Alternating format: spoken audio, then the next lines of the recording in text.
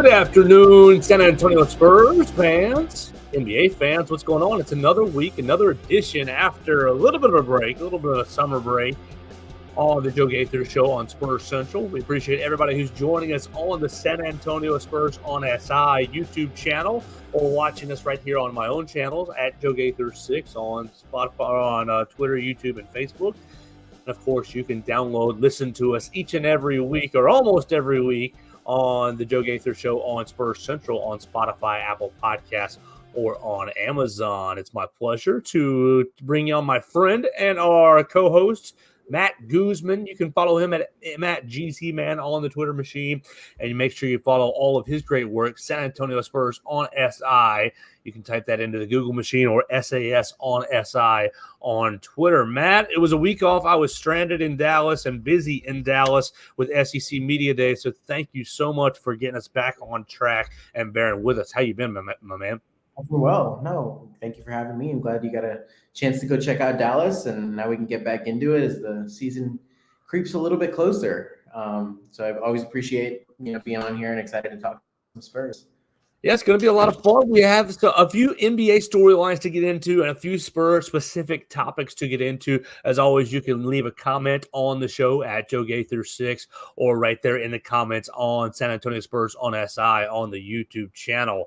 Matt, why don't we start with something that's going to help us help us through the season, through the offseason as it creeps along. The Olympics are getting started in Paris.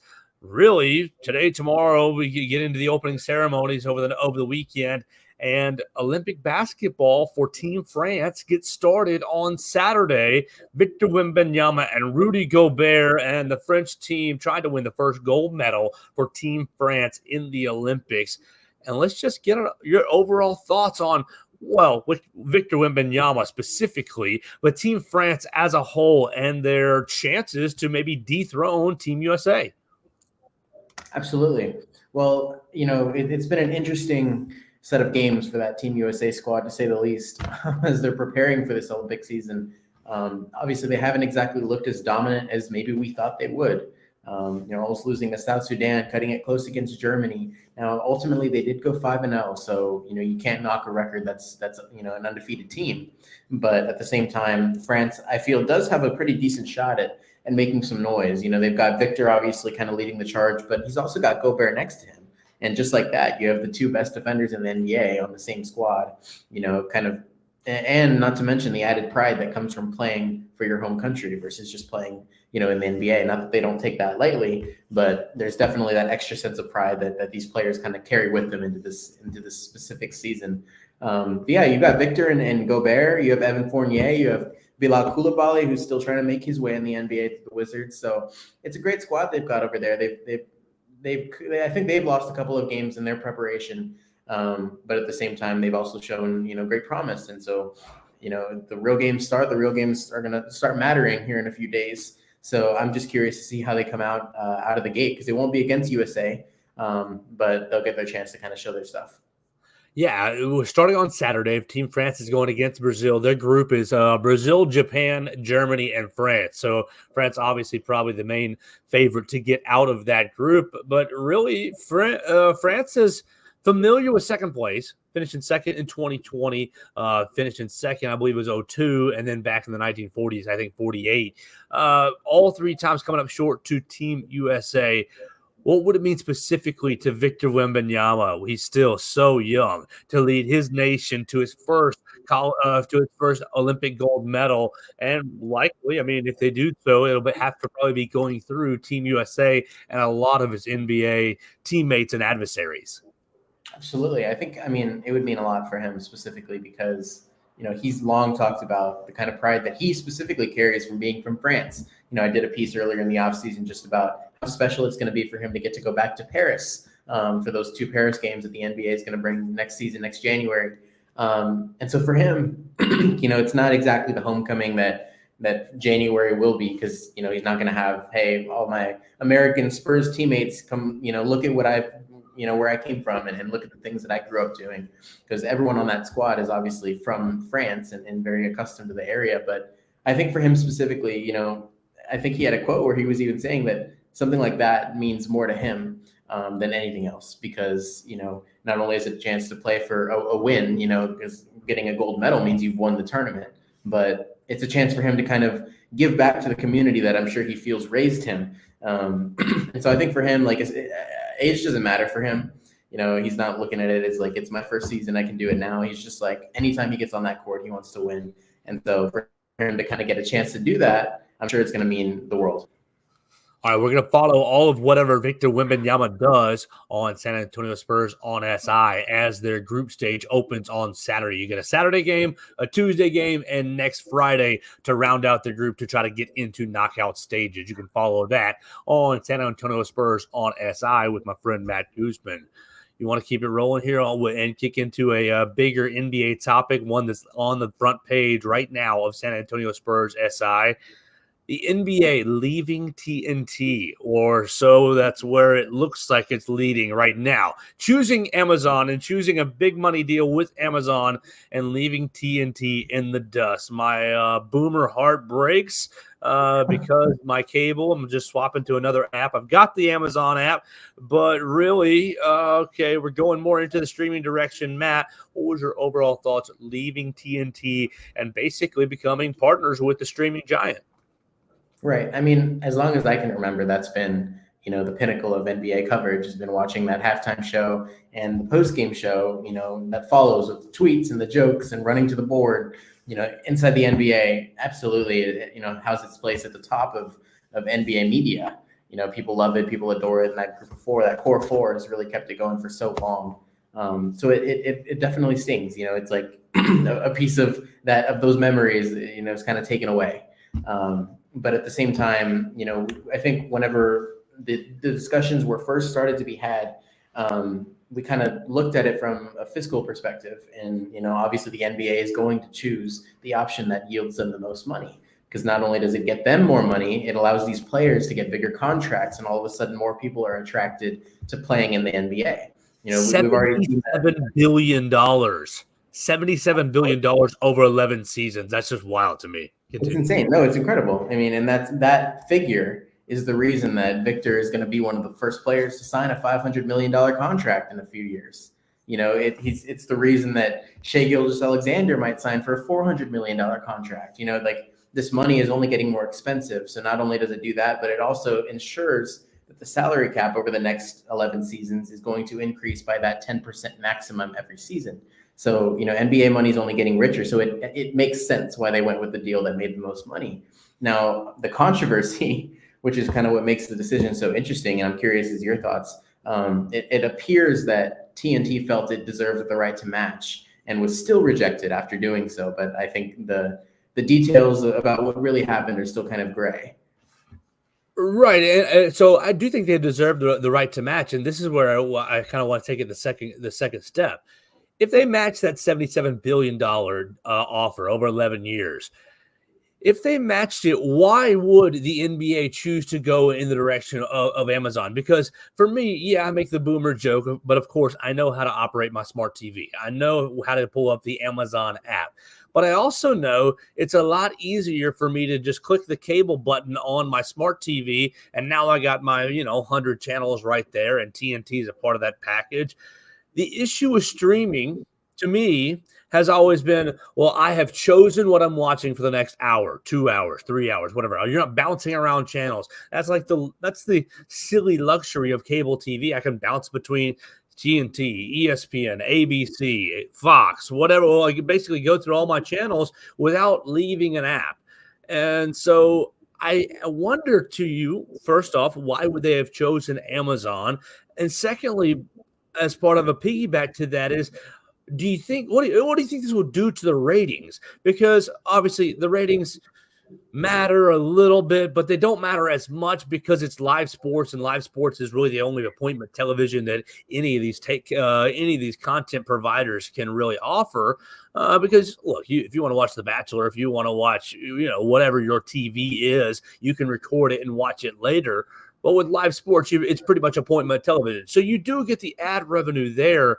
But I just wonder if you will see the NBA regular season ratings. I mean, they've been decreasing over the last couple of years. Not in any concerning way. but I wonder if it will. I wonder if it's even a factor for them to consider. Like, oh, will people find us on Amazon? Will people, you're gonna have an older crowd that says, oh, well, I'm not buying whatever Amazon $14.99 a month, and so they've already chosen to miss out on the Thursday night footballs. Okay, whatever. You get used to that. I just wonder how much sense it makes as far as league exposure. Obviously, that $77 billion dollars is more is the bigger factor there. But if both networks, Amazon and TNT, were offering the same amount of money, what would be the advantage of going with Amazon, Matt? Yeah, that's a really interesting point because, like you said, there's always that convenience of not having to switch from here and there, and we're seeing that in the NFL too. I think The Athletic ran a piece a couple of months ago saying that it's now going to cost almost $100-$200 for the entire season to watch every game on Peacock and on Amazon and on NBC. Just all the streaming service. Even Netflix, I think, is getting a game this upcoming season, and so it's one of those things where it definitely would affect some viewers and some demographics' ability to watch those games or willingness to pay or to take the necessary steps to watch those games. And so, obviously the money is a factor. And so the thing that was most interesting to me is that we've got two sides telling a vastly different story. The NBA claims that TNT did not match the contract, so it was a no-brainer. We go with Amazon, who's giving us the most money, where TNT claims that they did match. And in that case, if that were the truth, then the NBA would have looked at TNT and said, we're still going with Amazon. And I think if that was the case, the reason that they would do it, to me, is just that, maybe they feel that Amazon has more to offer in the long run, because Amazon is kind of taking control of the streaming, like they've already got, first day or 1 day delivery and a monopoly on online ordering. But they're breaking into that Prime Video, the Prime movies, the original series. And so to me, it almost seems like if they were to have gone with Amazon over TNT despite a matching deal, it would be because they felt Amazon had more of a foot in the game and could help them to expand even more, at the end of this contract for the next contract, and maybe they feel that TNT just doesn't have the legs to do that. But on the other side, if it's true that TNT didn't end up matching, then I guess, they were left with no choice, And to answer your question about the ratings, I mean, you see it on social media, right? Everyone's like, oh, the ratings are going to go down because they didn't go with TNT. And I think there's some merit to that because those are the people that are watching the game speaking, like, oh, I'm not going to watch if it's on Prime, or I'm not watching if Chuck and Shaq aren't on the TV screen, And so it brings up an interesting point as to, viewers. And at the end of the day, are they watching for the post-game show or are they watching for the basketball? And you're probably going to lose those fans that weren't watching for basketball. But the NBA, to be honest, isn't going to care about losing those fans because they were never interested in the product in the first place. So are you going to make it a point? Were you an Amazon customer before, Amazon Video and Prime and all that stuff before?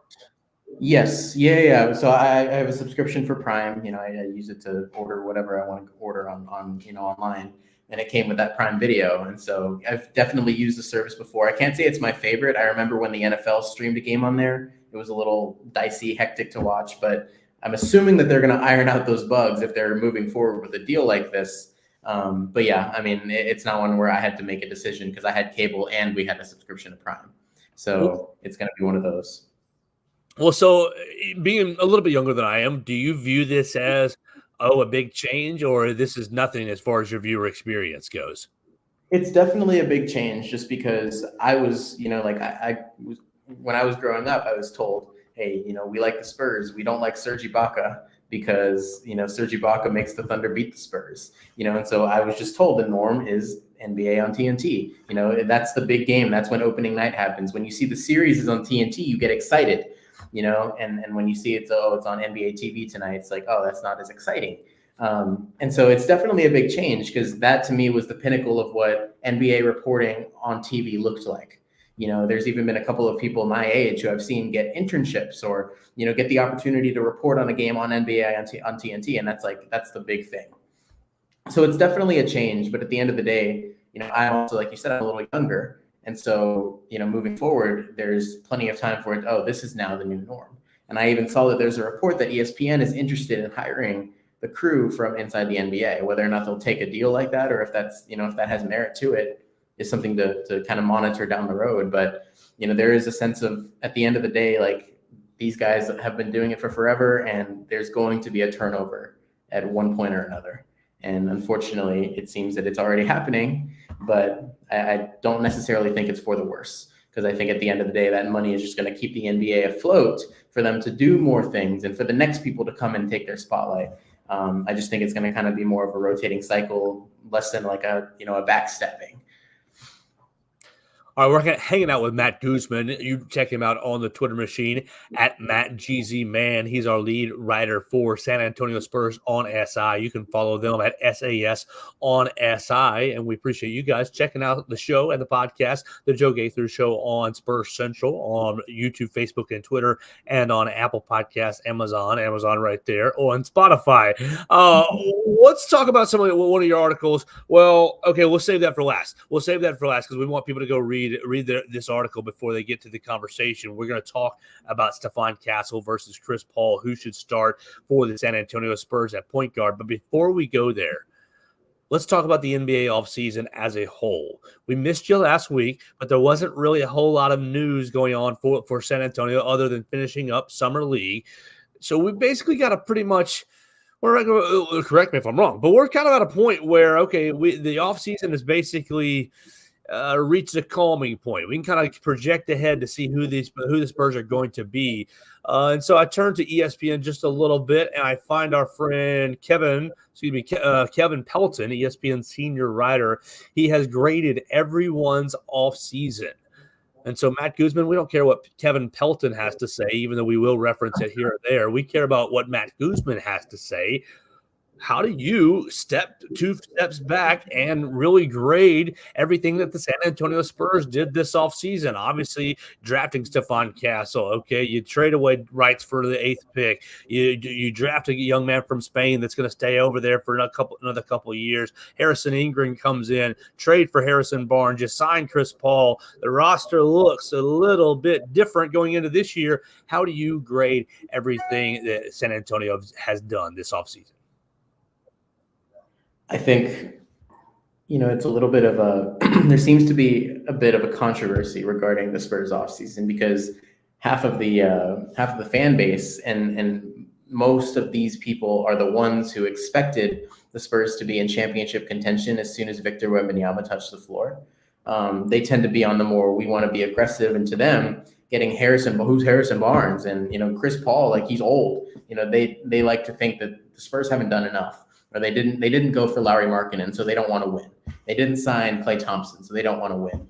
The other half of it is kind of accepting and recognizing, hey, this is going to be more of a long push and less than less of an aggressive sprint, and with Victor, they know that they have, and he's still got 3 more seasons before he signs, inevitable rookie extension with San Antonio. And so, they know that they have Victor for the next few seasons, and he's still not at his full form. I mean, he said so himself at the end of last season. I think this offseason he's really put in work. He's gained some muscle on him, and he's really going to hit the floor. I think that he's going to be in prime contention for an All-NBA first team spot next season, because he's going to have his bearings from day one, as opposed to still getting adjusted and finding that consistency that he found in the latter half of the season. And so I think knowing that they have that, I really liked what the Spurs did this offseason, because they're not in that win now mode, because they have a 20-year-old player who turned 20 less than a year ago, and is going to be the future of your franchise. But that doesn't mean you have to force him to be the win now player, because he's not. He's incredible. He's done everything that he needs to do so far. But the Spurs' job is to kind of develop that further and give him pieces to help him do that. So signing Chris Paul is going to be huge for his development. He's going to get to play with a really experienced point guard. He's not getting paired with this point guard who's going to take him to the championship, but he's getting paired with the epitome of a point guard that can get you the ball in the spots that you need it to be. And so he's going to get better. Stephon Castle, who's a really good, I've liked what I've seen from him at Summer League. I think that was a great draft pick at number 4. He's going to get to benefit from Chris Paul, because he's going to learn how to be a true point guard as he's getting back into it himself. Harrison Barnes is just a veteran player with some good shooting that can pair with Harrison Ingram. Both of those guys can shoot, and Harrison Barnes can teach Harrison Ingram. So I think, they brought in some new faces that are very young, which is the theme of their team. But they also brought in these veterans to round that out and be like, hey, we have young guys, but we also have these veterans that can help you learn and that can help us move forward, patiently. And so I really like that approach that they've taken. I think that everything they did was very methodical, even right down to trading the number 8 pick, which is a first round pick that they could use in a trade next offseason when the next batch of all-stars becomes available for trade or wants out. And so, there's a lot more that they have to do. They didn't need to make a huge splash this offseason. They just need to show that they are getting better. And I think that by default they will, because Victor is going to really lead that charge even more so than he did last season. And so I personally really liked it. I'd give it, an A-. I'd give it an A even, because, they didn't make the big splash, but they didn't need to. They did exactly what they should have done, given their already, patient stance that they've kind of been preaching for a little bit while now. Well, a friend at ESPN, Kevin Pelton, agreed with you, giving the San Antonio Spurs an A-. His paragraph and a half. Savvy moves helped San Antonio upgrade for the 24/25 season, while continuing to stockpile draft picks for future pursuit of a star pair with Victor Wembanyama. Getting a 2031 pick swap with Barnes accomplished both goals, and the Spurs were able to use cap space to sign Chris Paul to a 1-year contract to fill a need at point guard. Long-term, San Antonio is sending the number 8 pick to Minnesota for a first rounder. Those rights will be fascinating to watch. Those picks could be key to a trade, but might result in far weaker ones than they gave up. So let's talk about something that was hitting me as soon as you were talking about Chris Paul and really what he's going to give to this team. You said he's not going to be the point guard that leads you to an NBA championship this year, and I agree with you there. But you talked about his experience. And I wondered, how valuable it will be for Victor Wembanyama to play with a guy who's been in the league for, here we go, on his 20th year, basically coming up right here. But he played with the Hornets, the Clippers, the Rockets, Thunder, Suns, and Warriors. He played with a lot of different big men, throughout the DeAndre Jordan, Blake Griffin comes to mind with the Clippers. And then just really – you played with DeAndre Ayton over with the Suns. What would it be for Victor Wembanyama to have a guy like Chris Paul to say, "Oh, when I was with so and so, he did it this way, but another one of my teammates did it that way," giving him multiple perspectives of guys who have found success in the league from the big man position, be able to really impart that wisdom into Victor Wembanyama this season. Absolutely. I mean, and like I mentioned, right, he's not the player that he used to be. At one point he was a swing player that could help you get to a championship. But, right now, and I think I talked about that in an article I did as well, was just him deciding to come to the San Antonio Spurs was a move that he didn't say it outright, but it implied it's okay that I don't win a championship this season. And if he's just going to continue on contracts like this with young teams, I don't know how many years he has left, but if he continues this way, and he's ultimately showing that he just wants to play basketball and he wants to do what he can to help a team, and he's kind of chased that ring for quite a while. Obviously he wants it, but he's recognized that, this is not the time I'm going to get it. This is the time that I get to play basketball and show other players my brand and my style. And I get to just have fun and enjoy my job. And so a player like that is everything that Victor Wembanyama needs. Because, this is not Chris Paul joining a team where he's beefing with Draymond Green, or, he's got past history with all these other veterans and they're trying to work things out on the side. He's never met Victor before until, now that he's, on the team, but he's seen what he can do.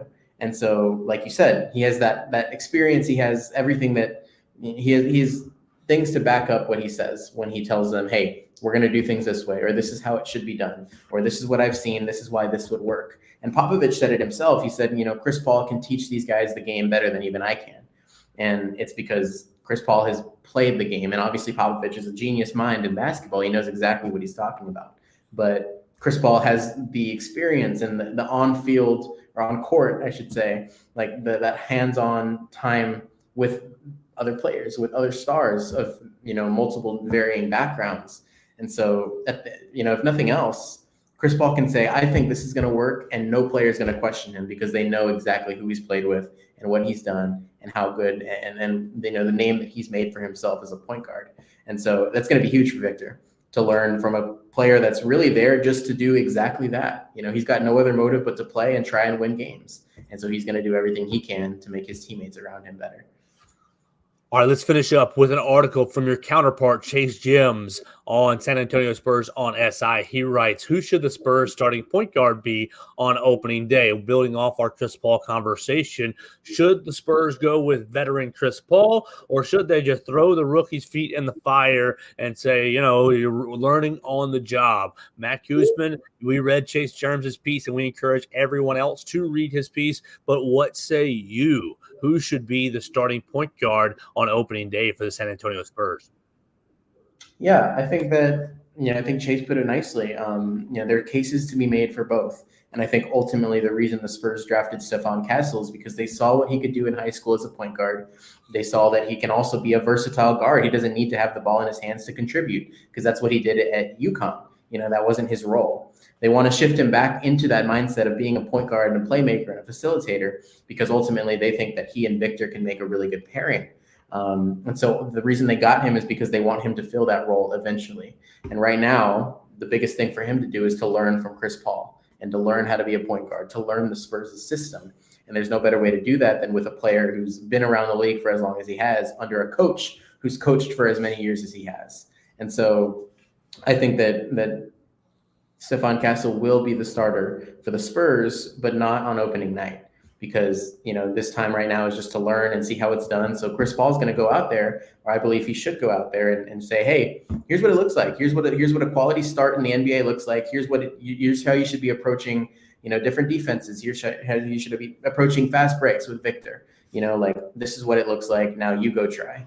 And eventually, as the season progresses and these Spurs get better and they gel and Stephon Castle gets a little more comfortable, the way that Victor had to last season, they'll be able to give him the nod and say, all right, you've learned enough. You've shown exactly, we like what we've seen from you behind the scenes. Go prove that you can be a starter. And as that season kind of wraps up, that's going to be his role. And Chris Paul will come off the bench and still do his thing and facilitate and give the Spurs those boosts. Because if they are competing for a play-in spot, like they hope to be this season, then, they are going to need veteran guys that can kind of hold down the fort in crunch time. And so, he's still going to be a very big impact player. But I think Stephon Castle will eventually become the starter, just not right away. Let's start Stephon Castle on Christmas Day, and they're on for the rest of the year. I think that's an appropriate goal. Get him ready by Christmas, right? That's a couple of weeks. It's a couple of weeks to watch Chris Paul, and then sit Chris Paul on the bench and let Chris Paul kind of lead that second unit in the second half of the year. Yeah, absolutely. It's a plan that seems to work on paper. So the only hope is that it would translate to the actual game. All right, we're going to get out of here, but we want to encourage you guys to read Matt Guzman's piece about Blake Wesley, talking about the way that he inspired other young players. I was in their shoes, inspired by his idol. Blake Wesley strives to give back to young athletes. Matt Guzman wrote it and dropped it a couple of days ago on the San Antonio Spurs on SI, and we appreciate all of Matt's great work. Make sure you follow Matt at MattGZMan on the Twitter machine, and follow San Antonio Spurs on SI at SAS on SI on the Twitter machine. Matt, we'll catch up with you next week, man. Sounds great. Thank you so much for having me. I appreciate it. Yes, sir. Thanks for your help. Absolutely. That's Matt Guzman making us all a bit smarter on the Joe Gaither Show on SpursCentral. And that's going to get us out of here for the day. We'll get back on track after a couple crazy days doing some other work. We will continue to give you weekly episodes of the Joe Gaither Show on SpursCentral. You can follow it on the San Antonio Spurs on SI YouTube channel, or right here on all of my social media machines at Joe Gaither 6 as well. Check us out, San Antonio Spurs on SI.